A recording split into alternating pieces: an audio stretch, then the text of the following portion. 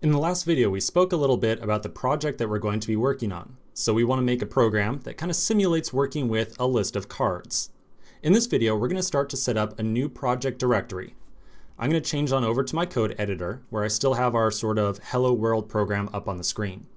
To create a new project, I'm going to go up to File. I'll say Close Folder, so close our current working folder.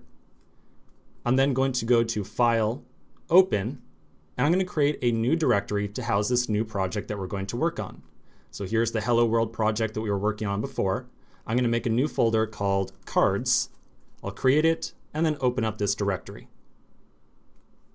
Okay, so I've now got this Cards folder open right now.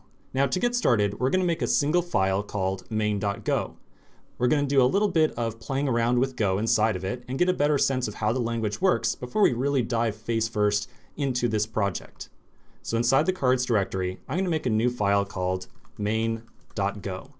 And then inside of here, we'll put together some of the boilerplate that we saw previously to get our first project starting to work.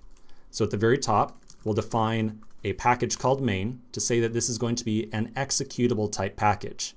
So remember, now when we build and execute this package, it's going to make an actual executable file for us.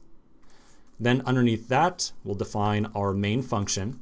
Remember that whenever we have a package called main, we must also define a function called main as well. And this function will be automatically called whenever we execute this file. All right, so I'm going to save this file, and then I should not see any red squigglies or anything like that inside of it.